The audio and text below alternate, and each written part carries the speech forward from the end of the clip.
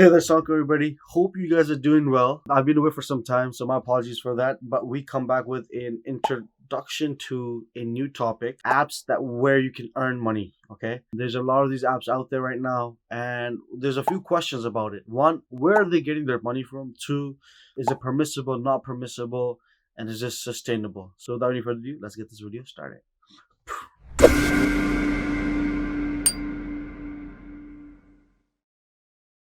So right to the main crust. These guys are giving out maybe $1, $2, $3, $4, $5, up to upwards of like $100 per day for different tasks at hand. How do they make money to pay you?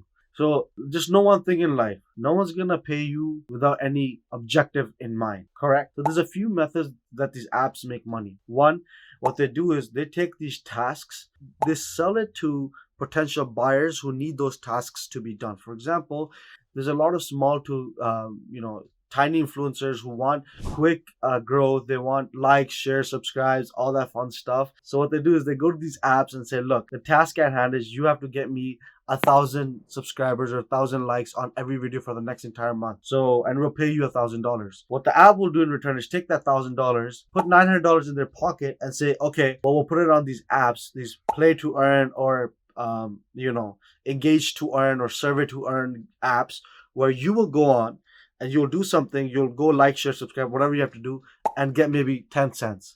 For them to get 1,000, it costed them $100, where they profited $900, something like this. It could be the profit range could be different. So I'm just trying to give you guys an idea of how this works. So this is one of the ways.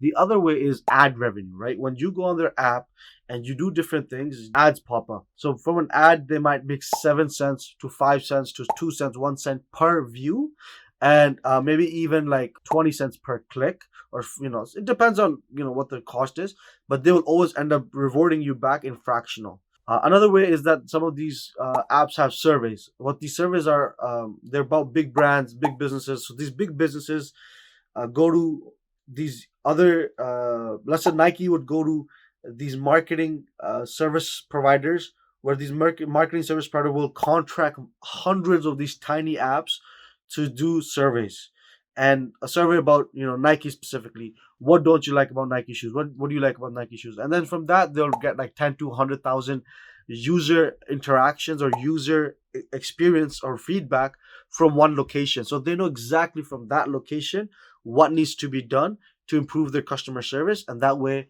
they can improve whatever they want to. But at the same time, you end up making 2-3 cents from that. So anywho, that's how these play to earn games and all these things make money, get money to give you money. There's a few other ways. There's another way where they just create internal tokens, and then what happens is they create a demand for the internal tokens by allocating specific limited additional things to those internal resources, and you can only buy from the internal tokens. So then people have to externally buy internal tokens for you to be able to do whatever you have to do in the app, right? So that way is another way. So this is how they get the money. Now next thing is, are they halal?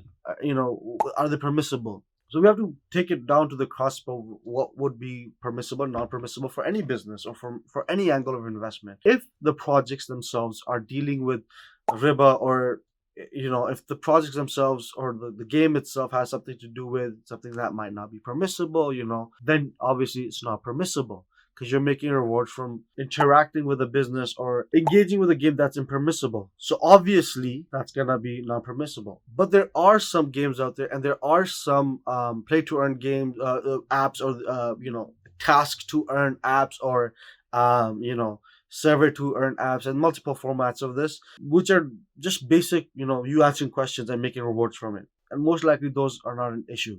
However, there is a stronger opinion in regards to a few ulama believing where you cannot make any rewards from these games unless these games have directly to do with the sunnah stuff, as archery or horseback riding or things like camel riding. So things like that, right?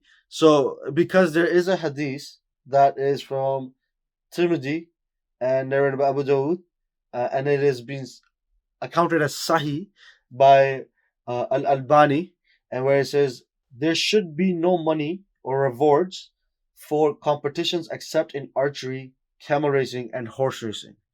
Now, this is why this some ulama have taken this as an opinion. Now, this is on you if you want to take this as a strong opinion or not, and you can go about it from your day. There's also a gray area where there might be some games where which might have some things to do with non-permissible things, but some things to do with permissible things, and then there's a gray area. Personally, I would just stay away from those gray area games.